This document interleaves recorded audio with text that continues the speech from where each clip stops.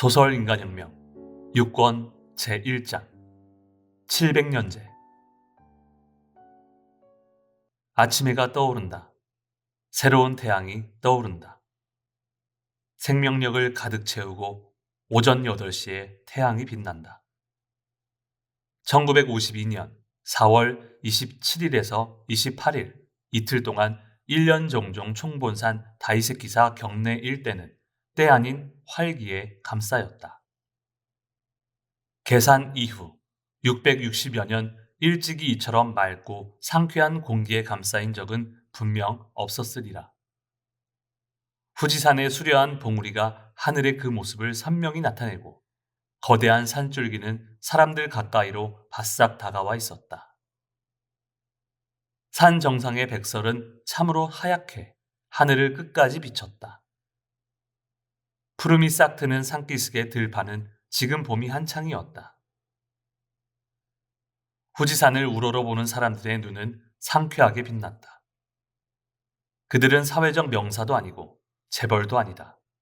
대부분 이름이 없는 서민이었다. 참된 민중 불법의 위대한 모습을 이날 참석자의 모습에서도 볼 수 있었다.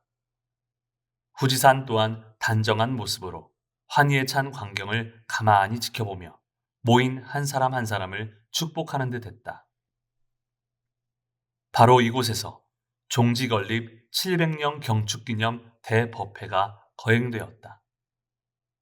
의식은 4월 24일에서 4월 25일에 제1회와 4월 27일에서 28일의 제2회에 걸쳐 거행되었다.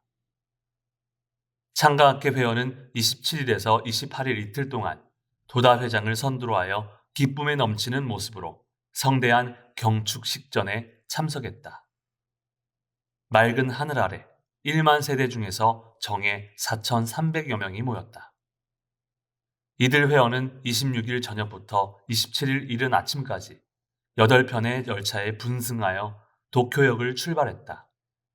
그리고 후지노미야 역에서 전용 버스가 왕복 수송을 계속했다. 총본산에 모인 학회원은 숙소로 지정된 각 방을 가득 채우고 객전까지도 차지하고 말았다. 휴식 시간에도 환호성이 울리고 학회가가 터져나왔다. 모두들 얼굴에서 700년제에 참석한 기쁨이 넘쳤다. 긴 여행임에도 불구하고 눕는 사람도 가만히 있는 사람도 없었다. 총본사는 환희의 선풍에 휩싸였다. 27일 오후 2시 산문 안의 광장에 전원이 정렬했다.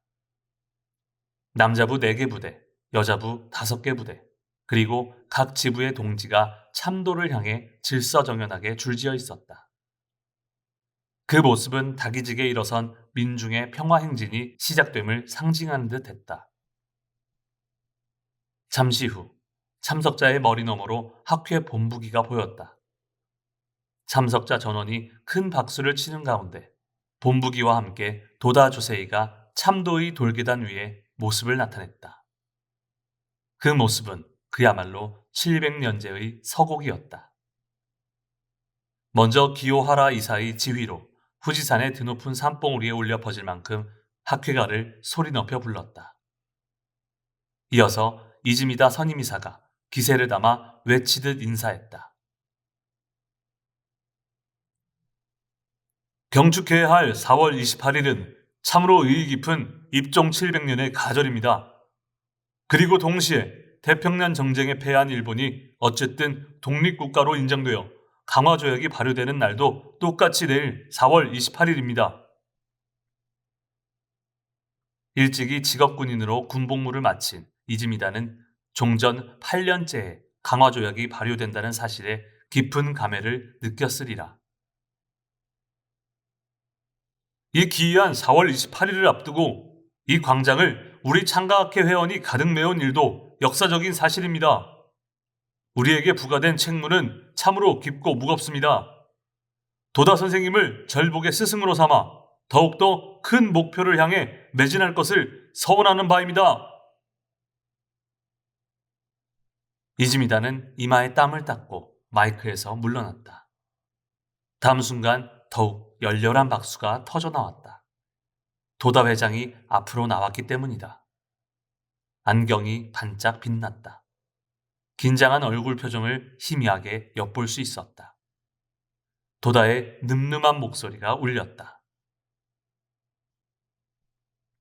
니치렌 대성인이 이날 말법의 우리를 깊이 생각하여 제목을 부르시고부터 700년.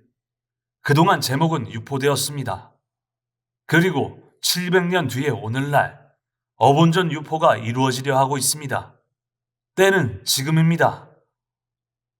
나는 추록한 이래 먼저 7년 동안 책무를 수행하고 오늘 여러분과 함께 등산할 수 있음을 우리의 자랑으로 삼고 싶습니다. 광선 유포의 실현이라는 사명을 짊어진 우리는 찬란한 인물을 마음 깊이 새기면서 어본전님을 주인으로서 우러러보고 스승으로서 존경하고 부모로서 생각하여 끝까지 투쟁하지 않겠습니까? 이 영광스러운 날을 여러분과 함께 기뻐하고 여러분도 더욱더 확신을 가지고 절복에 힘쓰기 바랍니다. 도다의 인사는 짧았다. 하지만 만감을 가슴속에 간직하고 있었다. 다시 학회가를 전원이 드높이 불러 도다의 지도에 화답했다. 합창이 끝나자 본부를 선두로 대열을 짜면서 어영당으로 행진하기 시작했다. 남자부, 여자부, 각 지부와 각각의 선두에 부대기와 지부기를 내걸고 지용보살의 긍지도 드높게 침도의 바닥돌을 힘차게 밟고 나아갔다. 참도를 따라 늘어선 숙방의 돌담 너머에는 흐드러지게 늘어진 벚나무 고목의 가지가 참도의 바닥돌 위에 그림자를 떨어뜨리고 있었다. 꽃은 이미 졌지만 반들반들 광택을 내며 빛나기 시작한 새순이 인상적이었다. 도다는 바닥돌을 밟으면서 가끔씩 저 멀리 드넓은 하늘로 눈길을 보냈다. 니치된 대성인이 입종 선언을 하시고 말법의 묘법 유포의 투쟁을 시작하신 700년 전의 모습이 지금 자꾸만 떠올랐다. 입종 선언을 하신 700년 전의 그날, 1253년 4월 28일. 불교가 일본에 전래되고부터 약 700년이 되던 때였다. 음력 4월 28일은 양력으로 보면 6월 2일이 된다. 장마철 직전인 초여름 무렵이었다.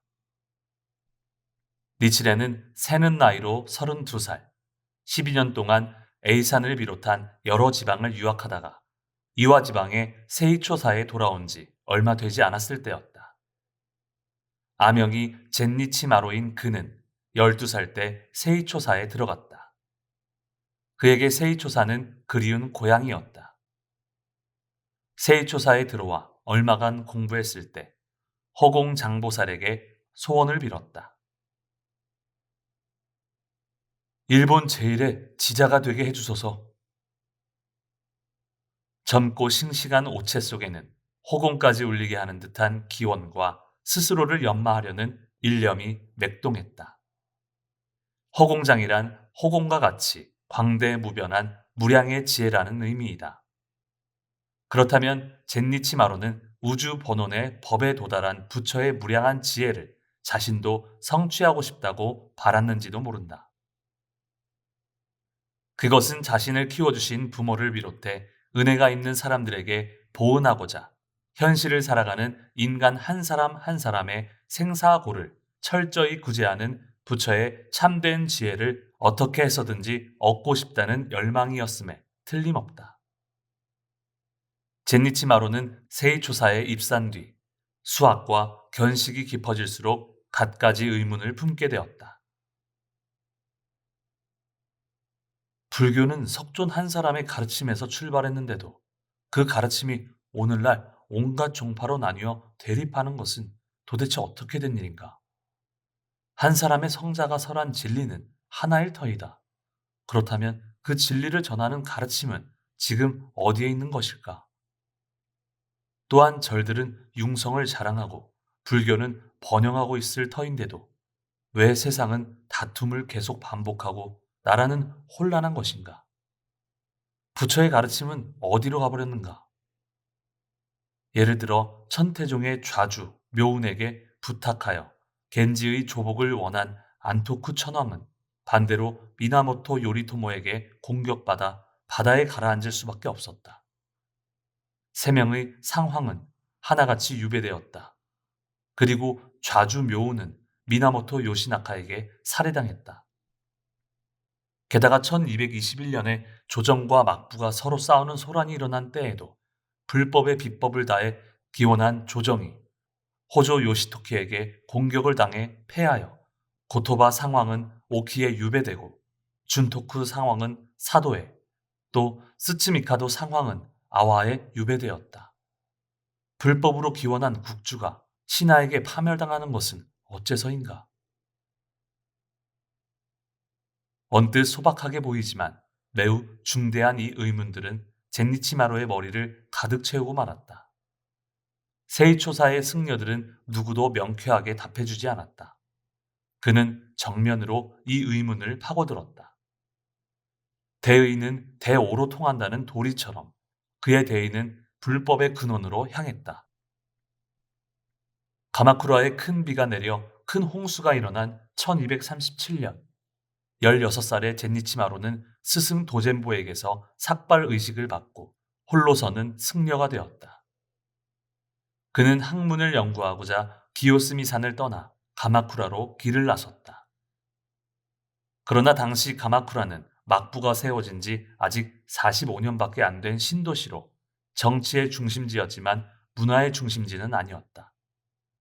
젠니치마루는 4년이라는 세월을 가마쿠라에서 보내면서 주로 신흥 정토종과 선종에 관한 지식을 흡수하고 세이초사로 돌아왔다. 그러나 향악의 뜻은 견고했다. 억누를 수 없는 구도심은 저 멀리 교토의 땅을 소망하게 되고 그런 만큼 틈을 두지 않고 또다시 세이초사를 뒤로하게 되었다. 먼저 히에이산에 올랐다. 그리고 천태진원의 오이를 구명하는 일부터 시작했다. 나아가 교토, 나라의 사찰을 비롯하여 온조사, 시텐노사, 고야산에 머물며 각 종파의 오이를 구명하려 했다. 오늘날에 와서 보면 이처럼 다른 종파의 사찰을 돌면서 수학하는 일이 기이하게 생각될지도 모른다.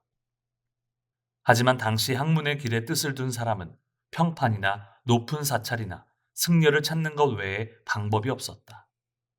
그 이유는 오래된 사찰에 학문과 문헌 그리고 교설이 있었기 때문이다.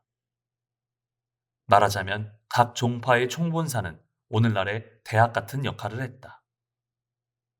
또 당시에는 속한 종파가 어디든 구도심이 있는 사람을 어느 절이나 거부하지 않는 관례가 있었다. 선종 승려가 진원종의 사찰에서 수행한 일도 있고 연불종 승려가 율종의 사찰에서 귀숙하면서 수행한 일도 있었다. 각 종파는 제각기 학설을 내걸고 교토를 중심으로 모여 있었다. 젊은 니치레는 교토에서 가까운 기나이 지방에서 12년이라는 긴 세월을 보냈다.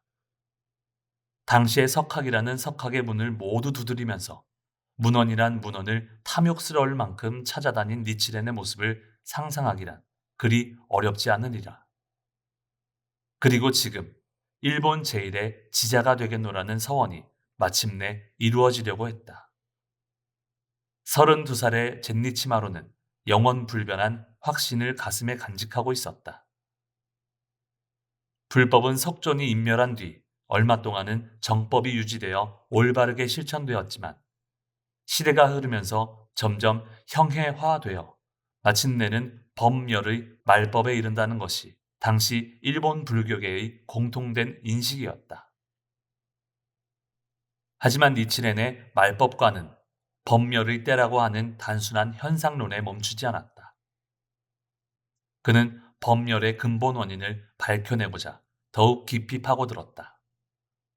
그리고 그 근본 원인이 일체 중생을 성불로 이끄는 불의를 밝힌 법화경에 대한 여러 종파의 위배라는 두려워해야 할 사태라고 밝혀낸 것이다.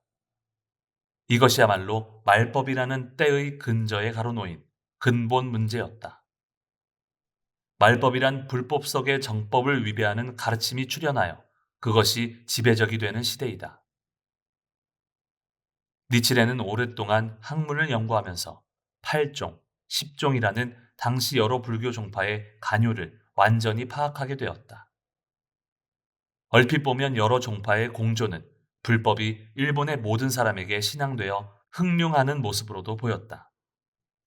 하지만 학문을 연구 중인 젊은 니치렌의 눈에 비친 것은 그것과는 정반대로 일본 불교계의 정법 위배가 틀림없이 진행되고 있는 모습이었다.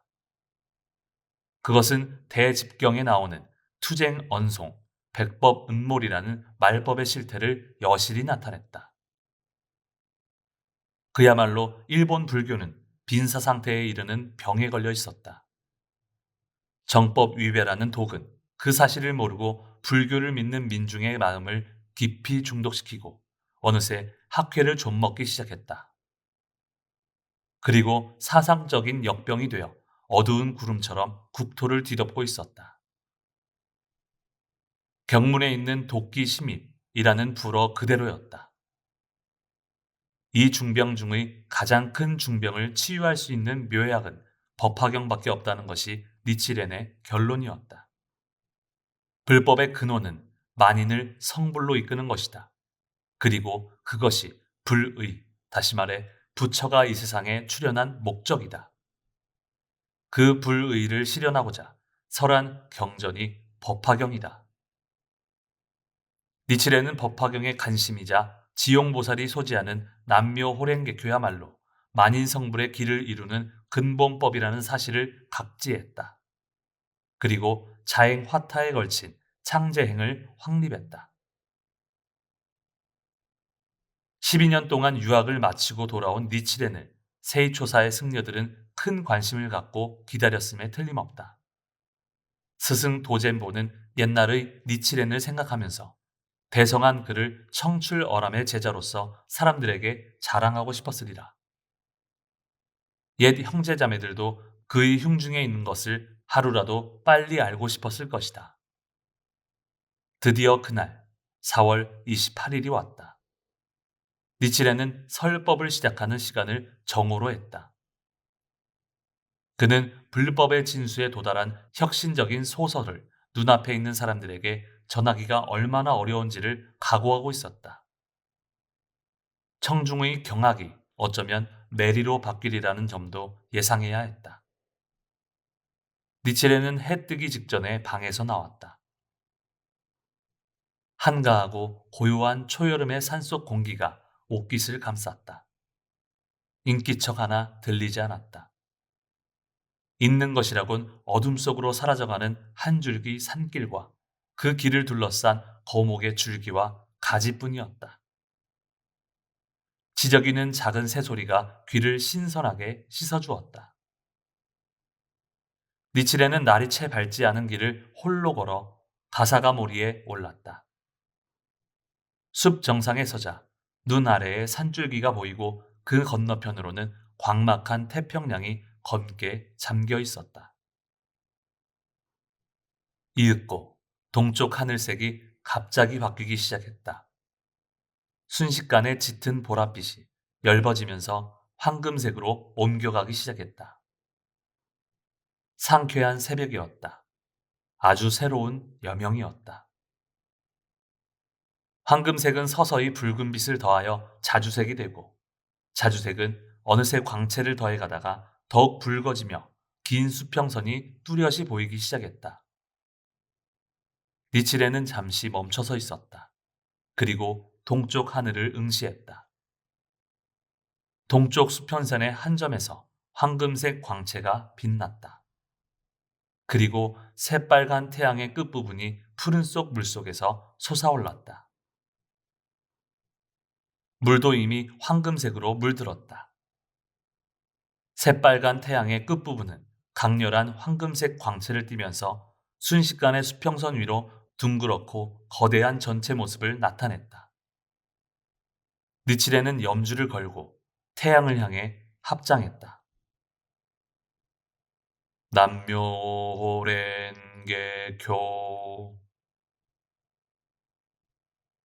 그는 낭낭한 목소리를 천지에 울리며 제목을 반복했다. 니칠레는 떠오르는 아침에를 예배한 것이 아니다. 흉중에 있는 것을 음성으로써 태양이라는 이 우주의 하나의 중심체에 아득히 먼 인사를 보낸 것이다. 그것은 인간 생명의 근원과 대우주와의 커다란 교향이었다. 떠오르는 아침 해는 니치렌의 얼굴을 붉게 물들였다. 긴 눈썹, 짙은 눈동자, 젊디 젊은 탐스러운 뺨, 두터운 가슴, 늠름한 어깨. 소견 5조에 감싸인 옷체는 황금색 빛 안에 있었다. 그의 흉중에도 태양이 떠올랐으리라. 눈부시게 찬란한 천지, 풍부하고 윤택한 흉중. 한 인간과 자연이, 아니 전 우주의 생명과 일체가 되어 융화되었다.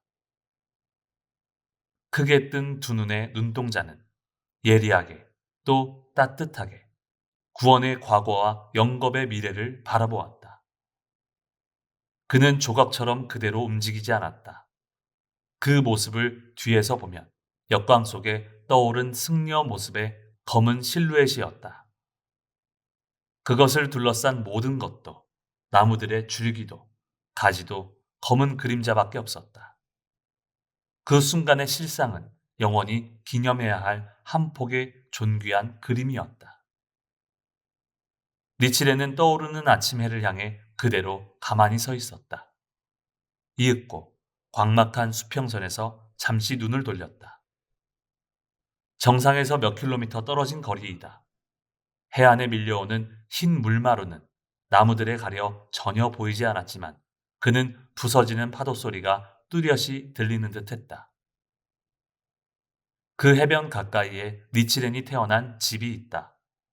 순간 그는 자기를 낳고 길러주신 부모의 은혜를 생각했다. 니치레는 정신을 차렸다. 그리고 휙 돌아서서 가사가 머리를 뒤로 했다. 어느새 수평선에서 떨어진 태양은 찬란하게 빛나면서 힘차게 하늘로 떠올랐다. 그는 왕성하게 지저귀는 작은 새들의 소리를 들으며 종종 걸음으로 길을 내려왔다. 말법의 세상에 이미 목숨을 버린 자기 자신을 생각하자 자연히 걸음걸이에도 힘이 생겼다. 초여름의 기요스미산. 이날 아침은 특히 밝았다. 기요스미산은 보소 반도를 횡단하는 보소 구릉의 동쪽 끝에 있는데 반도에서도 손꼽히는 해발 377m의 웅대한 봉우리이다. 보소 반도도 남쪽으로 이곳까지 내려오면 경관도 바뀌고 햇빛도 더욱 눈부시게 느껴진다. 기요스미 산에 이어지는 보소 구릉의 남쪽, 다시 말해 아와에서는 구르시온 난류의 영향으로 기후가 온화하고 해안 부근에서는 아열대성 식물도 볼 수 있다. 시간은 시시각각 정오로 다가갔다. 도젠보를 비롯해 위의를 갖추고 모습을 나타낸 승려들이 제불방의 지불당에 모였다. 처마 끝에 뻗은 나무들의 그늘이 짧아지고 태양이 중천에 다다랐다. 이따금 한 줄기 시원한 산바람이 흘러들었다. 이윽고 모습을 나타낸 니치레니 사람들에게 가볍게 인사를 하고는 지불당 정면에 놓인 탁자 앞에서 남쪽을 향해 앉았다. 승려들은 틀림없이 니치렌에게서 존귀하고 범할 수 없는 위엄을 직감했을 것이다. 호기심과 기대가 가득한 시선이 니치렌의 온몸에 집중되었다. 니치렌은 염주를 손에 걸고는 갑자기 남묘호렌게교라고 3번 제목을 반복했다. 활력이 넘치는 상쾌한 음성이었다. 그러나 누구 한 사람 이 제목을 따라서 부르는 사람은 없었다. 호기심 가득한 눈은 순간 기이한 시선으로 변했다. 그리고 옆에 있는 사람의 얼굴을 서로 바라보았다. 그들은 제목을 처음 들은 것이다. 니칠레는 오늘 어릴 적부터 연고가 있는 이곳에서 불법의 극서를 내놓으려고 한다. 그의 마음속 눈은 그곳에 모인 사람들 등 뒤에 있는 머나먼 천지에 사는 무량한 민중을 헤아릴 수 없는 자애로 지켜보고 있었다. 지금 그의 입에서 세차게 뿜어져 나오는 한마디 한마디도 눈앞에 있는 청중에게 설한다기보다는 말법 만년, 진미래제의 무량무변한 민중에게 설하는 것이라고 해야 했다. 그는 말법이라는 때에 관해 설해야겠다고 생각했다. 니칠레는 불설인 대집경을 인용하여 석존 멸후 최초의 천년간인 정법시대의 양상과 다음 천년간인 상법시대의 양상을 말했다. 그리고 정법, 상법에 이어지는 말법이라는 시대가 다음 500세는 내가 설한 법 중에 투쟁 언송하여 백법 은몰한다고 예언되어 있음을 언급했다. 게다가 현재는 이미 말법에 들어와 있고 석존의 가르침이 은몰하고 있음을 여러 가지 양상과 부합한다고 하면서 자세히 말했다. 말법이라는 말이 당시의 불교도에게 준 충격은 이만저만이 아니었다. 그것은 석존이 설한 모든 가르침이 사람들을 구제할 힘을 이미 잃었음을 의미했다. 말법이 되어 석존의 불법이 멸진한 것이 사실이라면 도대체 무엇을 믿으면 좋은가? 사람들은 어리둥절했다. 해안 시대의 역사서인 부상약기에는 고레이제의 천황 때인 1052년에 금년에 비로소 말법에 들어간다고 기록되어 있다. 그리고 이 무렵에 재난이 급격히 증가해 세상이 갑자기 말법의 양상을 보이는 것도 사실이다. 확인을 위해 역사연표를 차례로 살펴보면 열귀된 궁전이나 사찰의 소실과 파괴만도 엄청난 수에 이르고 큰 재난도 자주 일어났다. 1052년 가이시궁 소실, 하세사 소실, 이해의 역병 유행. 1053년 스미요시 신사 소실, 도다이사 덴치원 소실. 1054년 가야노원 궁 소실, 교고 구원궁 소실. 1055년 고우쿠사 강당 승방 소실, 도사의 탑 소실, 호조사 승방 소실. 1057년 도다이사 탑의 낙뢰. 1058년 호조사 전소 궁 소실. 1059년 이치조원궁 소실, 큰비로 교토의 홍수, 또 방화 빈발. 1060년 고구사 소실. 1061년 비츠키비 스이코 신사 소실, 이즈모다이 신사 붕괴. 1063년 기요미지사 소실. 1064년 다자이후 간제원사 소실. 교토의 기록을 보더라도 그 후 30년가량은 큰 화재, 홍수, 지진, 역병 등이 빈발했다.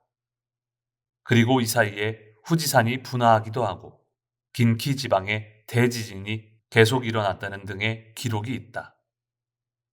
상법시대 후반 500년인 다조탑사 경고의 시대가 완전히 끝나고 말법에 들어섰음을 상징이라도 하듯이 사찰의 소실이 잇따라 발생하는 시대가 되었다. 말법에 들어서고부터 일본 불교계의 양상은 그야말로 어수선하기만 했다. 10세기 말쯤에는 조정에서 파견한 지방 관리와 큰 사찰, 신사 간의 싸움 등이 일어나자 승병 그리고 신인이라고 불리는 하급 신관 등의 움직임이 두드러졌다. 승병은 사찰에 소속되어 있었는데 악승 또는 삼법사라고도 불렸다. 그들은 무장하고 중앙 정권에 시위를 벌이거나 세력 다툼을 전개했다. 승병하면 엔야쿠사, 온조사, 고우쿠사 등이 유명하지만 교토와 나라뿐 아니라 지방의 여러 큰 사찰에도 승병이 활개쳤다. 그리고 11세기, 12세기에 걸쳐 그들의 행동은 더욱 격렬해졌다. 불교계가 자기 보신을 위해 거대한 무력을 보유하게 된 일만큼 불법 음모를 단적으로 상징하는 사실도 없으리라.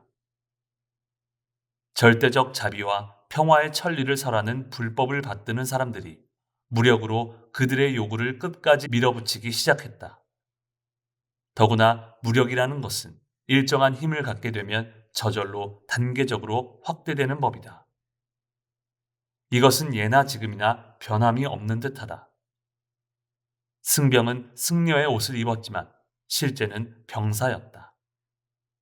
승병이라는 이 신종 집단은 점차 강대해지고 사찰의 종교적인 권위를 구실로 그 유서가 있는 가람을 근거지로 삼아 오만과 횡포를 일삼았다. 불법을 실천하는 본래의 모습은 그 가르침으로써 불행한 사람들을 구제하고 사회개혁을 향해 나아가는 것이다.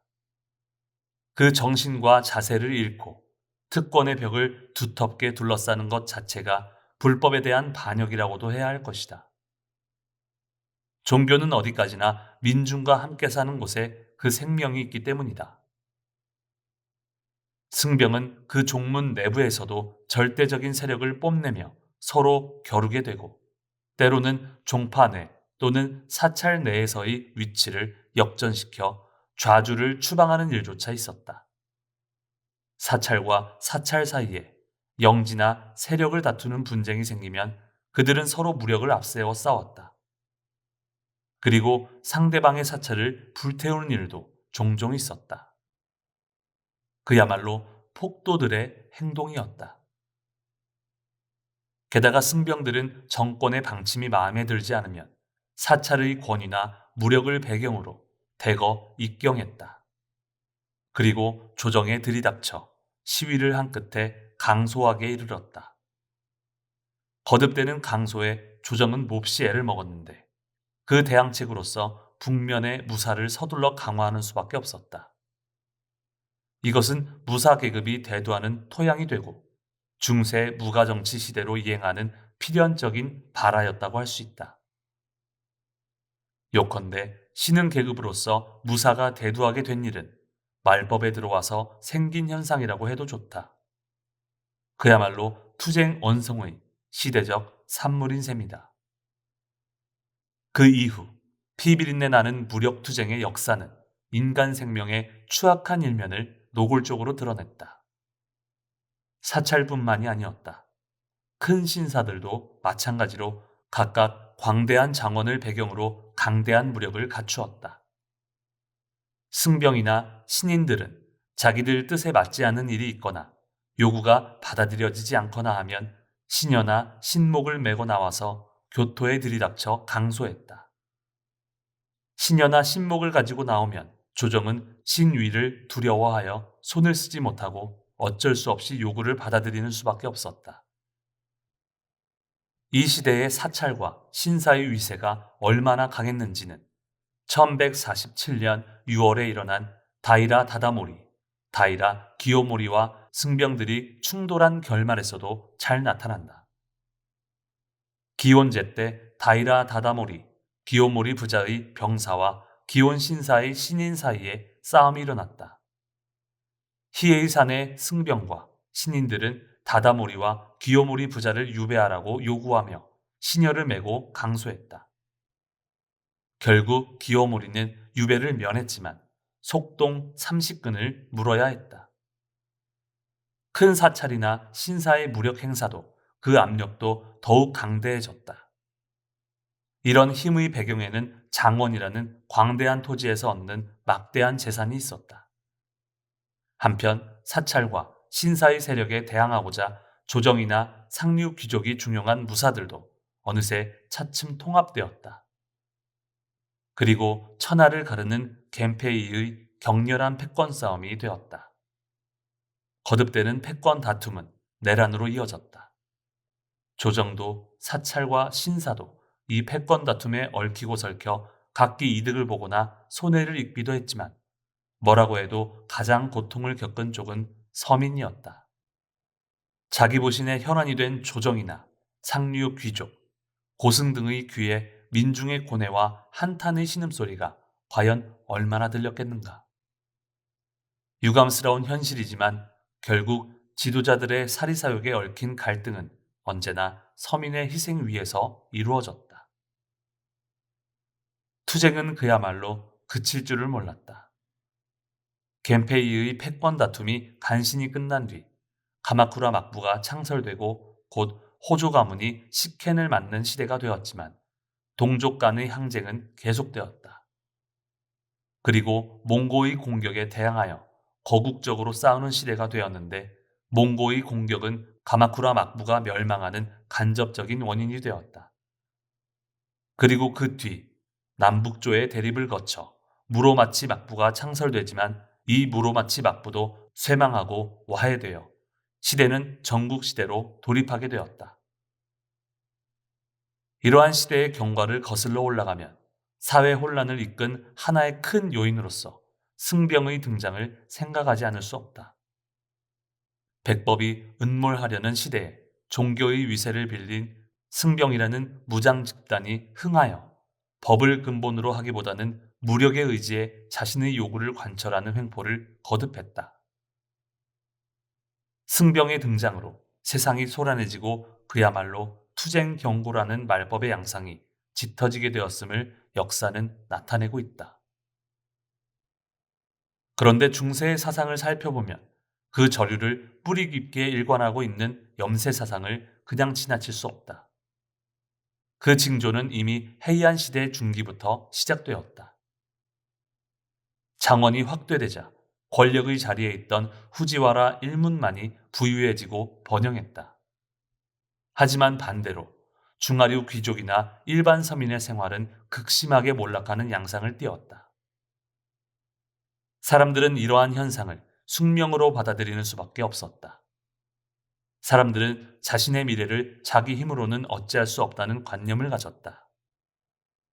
염세 사상으로 뒤덮인 사회에서 사람들은 숙명적인 필연이 인생을 지배하고 있음을 강하게 느낄 수밖에 없었다. 해이한 시대 중기에 싹트기 시작한 염세 사상은 말법이 도래했다고 하는 순간부터 더욱더 심각할 정도로 영향력을 발휘하기 시작했다. 사람들은 말법 사상이 알리는 대로 석존의 가르침은 공력을 잃고 어떤 수행법도 효력이 없어지고 말았다고 세상을 보게 되었다. 천변지효는 끊이지 않고 거리는 전란에 휩싸였다. 비참과 파괴로 가득 찬 세상을 목격하면서 사람들의 마음에는 염세 사상이 말법 사상과 겹쳐 넓혀졌다. 이 무렵 일본 정토정의 개조 호넨이 등장해 그 가르침이 순식간에 전 국토로 넓혀졌다. 기성불교가 모두 형행화되고 염세관이 만연하는 가운데 사람들은 의지할 정신적 지주를 잃고 내세의 왕생을 설하는 염불사상에 오직 하나의 희망을 의탁할 수밖에 없었다.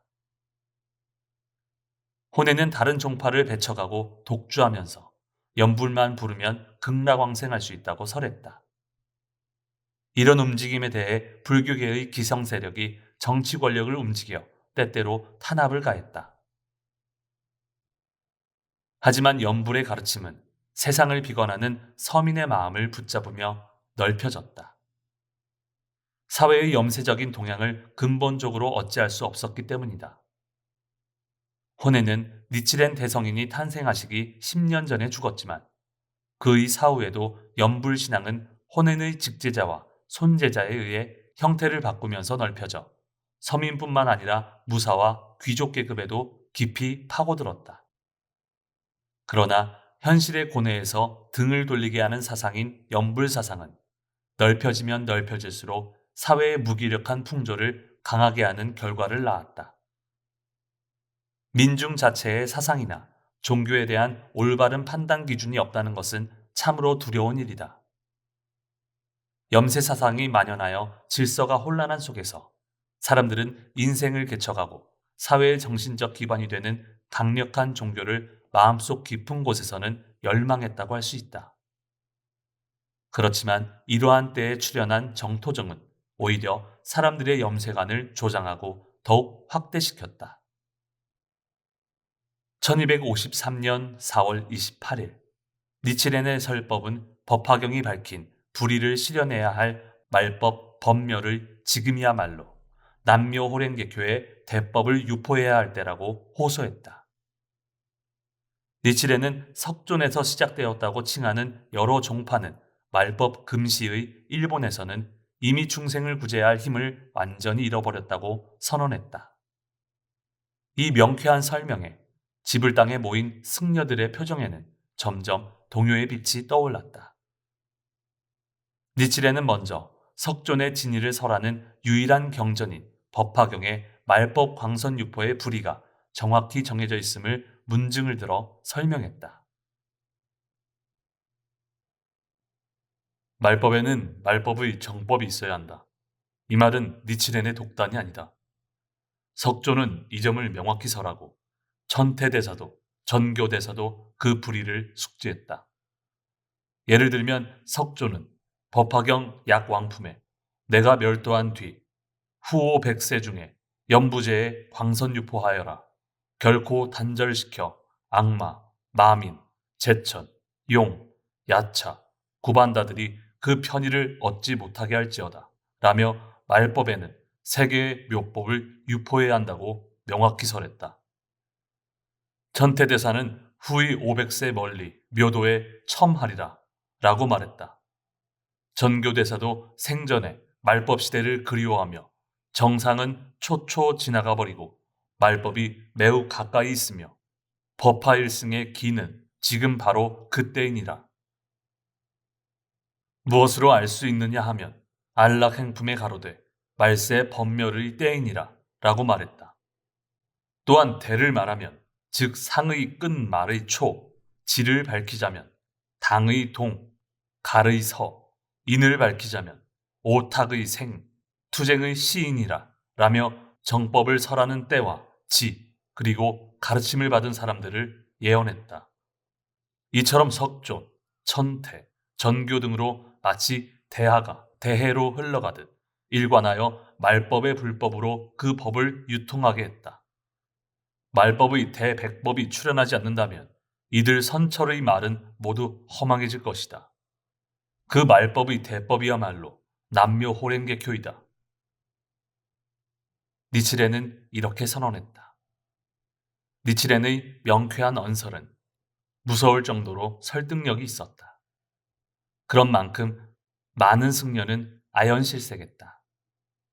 이전의 니칠렌과는 완전히 달라진 모습에 어떤 자는 넋을 잃고 어떤 자는 가벼운 질투조차 느낀 모양이다. 또 어떤 자는 니칠렌이 설하는 바를 마음속으로 완강히 거부하며 분한 표정으로 들었다. 그 누구도 아직껏 들어본 적 없는 참신한 설명에 감정적으로 받아들일 수밖에 없었다. 그들은 니칠렌이 지금 설하는 바를 냉정하게 이해할 만한 아무런 수련도 하지 않았기 때문이다. 구태의연하고 굳어버린 정신은 강한 거부 반응마저 보였다. 새로운 천리는 언제나 낡은 체질과 격돌하고 그곳에서 폭풍우를 불러일으키는 법이다. 니칠렌은 지금까지 설한 언설을 총괄하듯 소리 높여 말했다. 인간의 영위는 다양하다. 이에 응하여 부처의 가르침 또한 다양하다. 그 다양한 가르침 중에서 어떤 가르침을 넓혀야 하는가? 그것을 아는 것이 난사이다. 그러므로 불법을 배우고 넓히려는 자는 겸허하게 불의를 탐구하고 반드시 불의를 알고 난 뒤에 불의에 따라 법을 넓혀야 한다.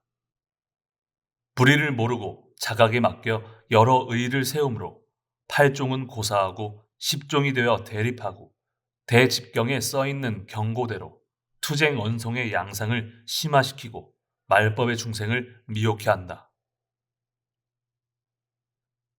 학생들은 허탈한 듯이 눈이 휘둥그레졌다.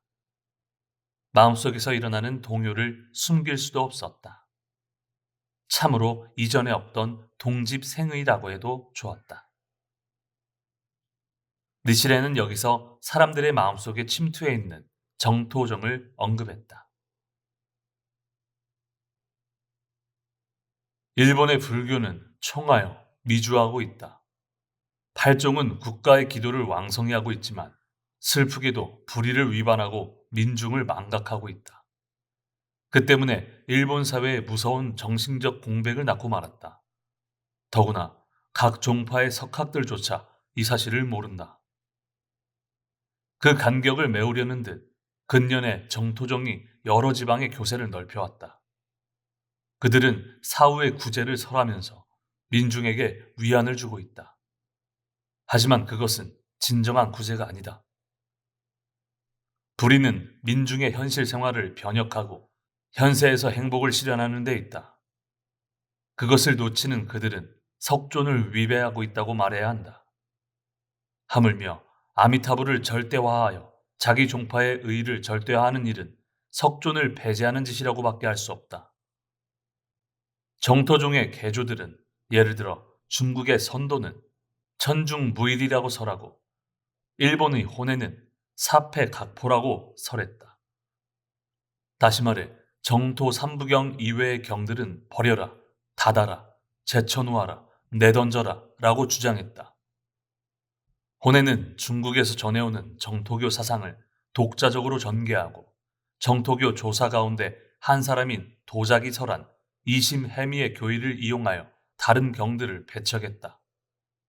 이심해미는 다른 여러 경의 가르침은 도리는 깊지만 우둔한 중생은 조금밖에 이해할 수 없으므로 그 가르침으로는 깨달음을 얻을 수 없다는 것이다. 호네는 이 이심해미의 교의를 바탕으로 정토교가 설하는 아미타불의 본원력에 의한 사후의 극락 왕생만이 모든 말세의 중생에게 동등하게 가능한 구제라고 설했다. 그리고 정토 삼부경으로 수행하는 것을 정행이라고 하고 법화경을 포함해 그 외의 다른 경에 의하는 것은 잡수, 잡행이라고 하여 버려야 한다고 했다. 법화경 비유품에는 법화경을 비방하는 자는 그 사람은 명을 마치면 아비옥에 들어가서 라고 나와 있다. 설존이 설한 바가 진실이라면 염불을 수행하는 자는 아비지옥, 다시 말해 끊임없이 대고를 받는 무간지옥에 떨어질 것임은 명백하지 않은가? 니칠레는 조용하면서도 예리하게 말했다. 그러므로 염불은 극락왕생의 인이 아니다. 오히려 무간지옥의 어비로다. 학생들은 아연실색했다. 니칠렌의 논리를 헤아리지 못하는 자들도 결론을 듣고서는 경악했다. 염불신앙이 한 시대를 풍미하던 때였다. 게다가 이곳 세이초사가 있는 도조 지방의 지두인 도조 가게노부는 염불의 강신자이고 중앙 정계에서 염불을 옹호하고 있는 호조 시게토키의 후원을 받고 있었다. 니시렌의 스승 도젠보는 머리를 앞으로 내밀고는 마른 침을 꿀꺽 삼켰다. 그리고 심하게 눈을 깜빡거리며 니치렌을 바라보았다. 모든 사람 앞에서 여기까지 말하다니 앞으로 무슨 말을 꺼낼지 알 수 없다. 니치렌이 인용한 문증을 들어보면 학생들도 모두 아는 내용이었다. 게다가 논리가 정연한 만큼 이때 도젠보는 그저 공포를 느꼈다. 도젠보 또한 이 성각자의 마음속을 헤아릴 수 없었다.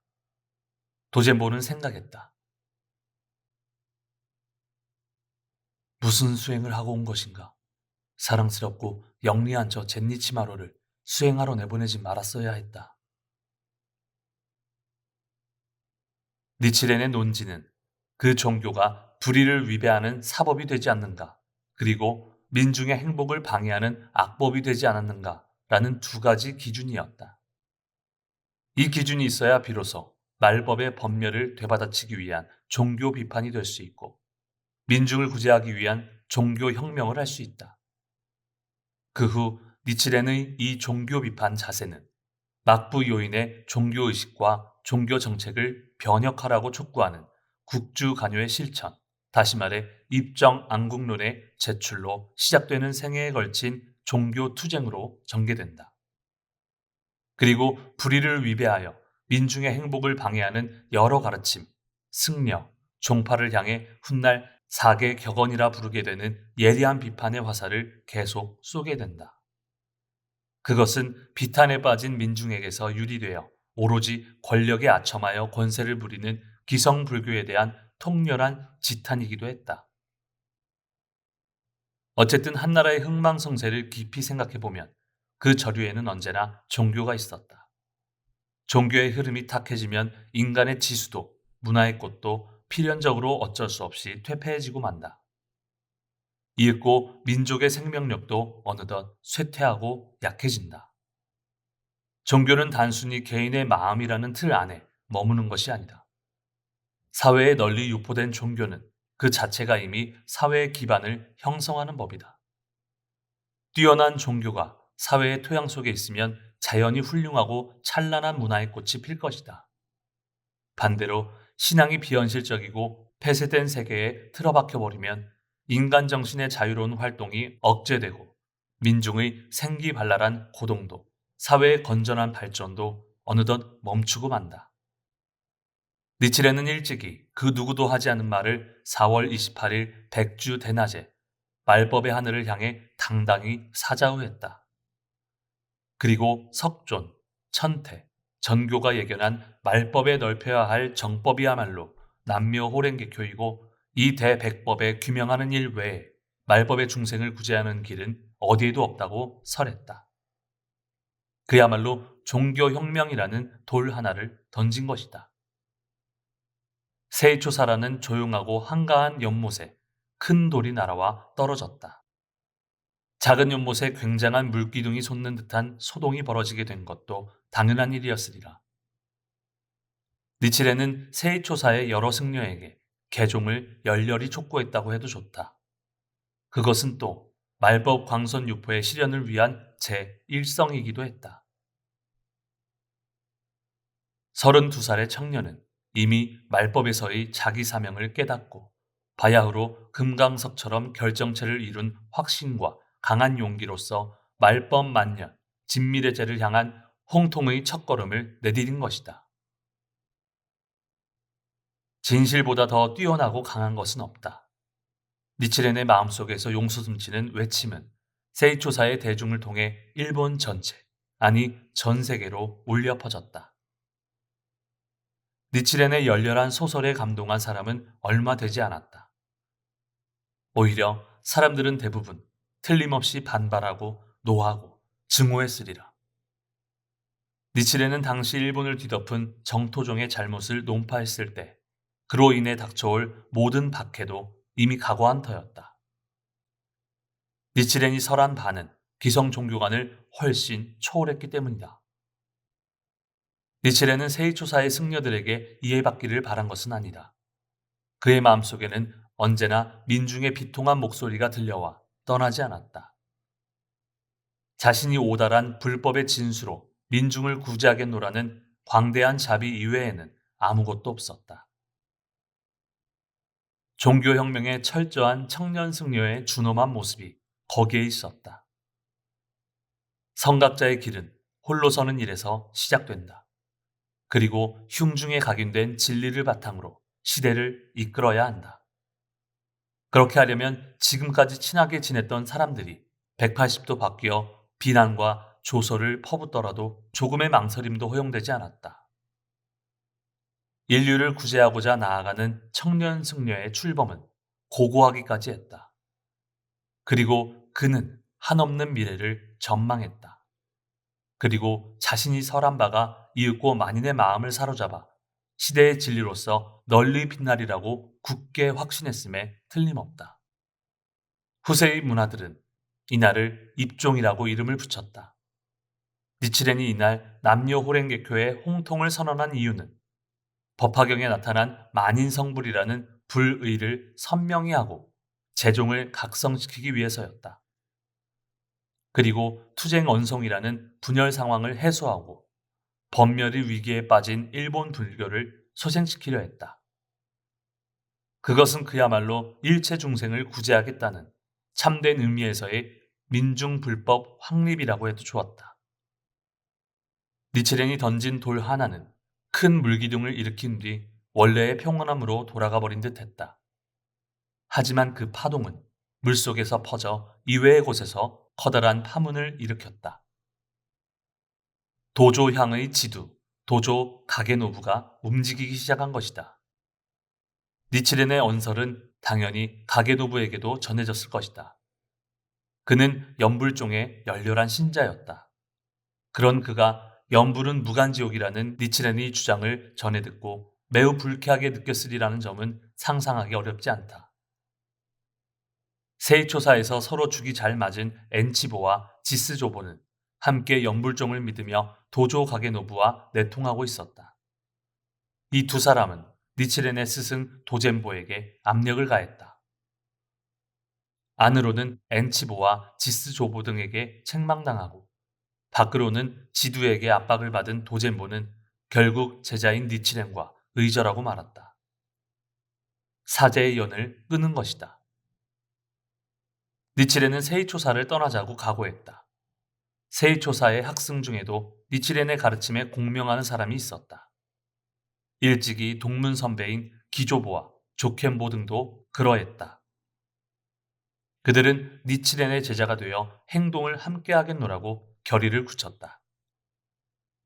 세이초사를 뒤로한 니치렌은 이윽고 정치의 중심지 가마쿠라에서 권력과 정면으로 맞서 대결하고 광선유포를 향한 커다란 투쟁의 발걸음을 내딛게 된다.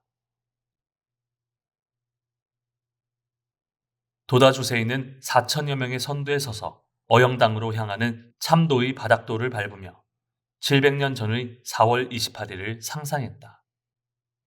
그리고 순간 문득 생각에 잠겼다. 석존이 생명의 부분관을 설한 것에 지나지 않은 경전을 근본으로 삼은 여러 종교는 700년 전 니치렌 대성인의 본원부터 파절당했다.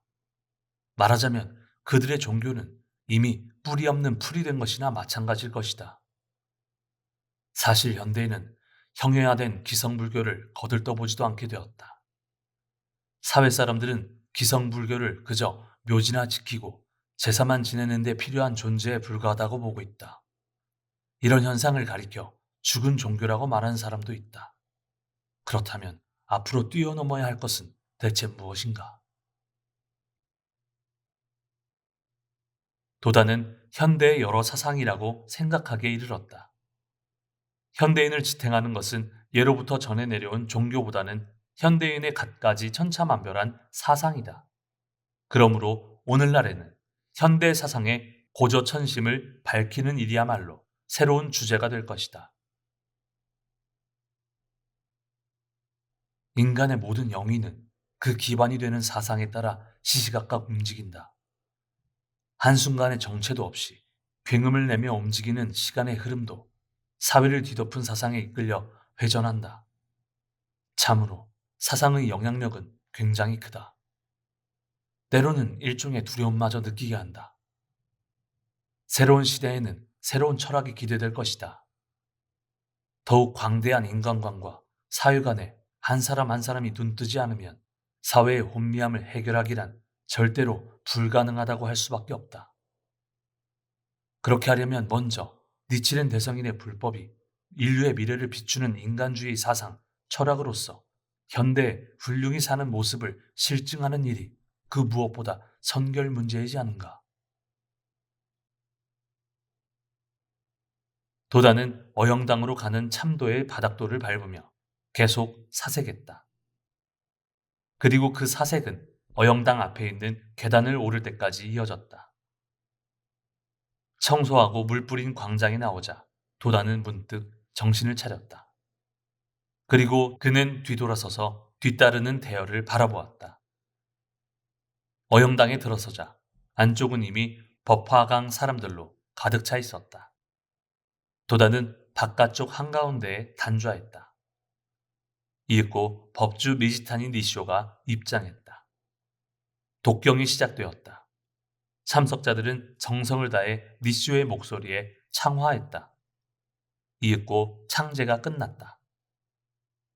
어영당에서 의식을 마친 도다 일행은 본부 깃발을 선두로 하여 대열을 맞춘 그대로 선사 마키구치 스네사부로의 묘 앞으로 행진했다. 묘 앞에 선 도다는 머리를 깊이 숙였다. 그리고 모두 함께 창제하면서 잠시 동안 꼼짝도 하지 않았다. 생각해보면 은사는 옥중에서 홀로 세상을 떠나셨다. 그러나 그 한 사람의 죽음은 수천 명의 지용보살을 탄생시켰다. 그리고 미래에만 수십만, 수백만의 동지가 모일 것이다. 위대한 신심의 법칙은 결코 그 죽음과 함께 끝나는 것도 아니다. 그 사실을 실증할 사람은 나밖에 없다. 도다의 흉증은 스승께 보고한다는 생각보다도 새로운 정예 동지 수천 명을 마키구치 선생님께 한번 보여드리고 싶다는 생각으로 가득했다. 도다는 과거가 아닌 미래를 응시했다. 도다에게 입종 700년이란 장대한 미래를 향한 출범이었다.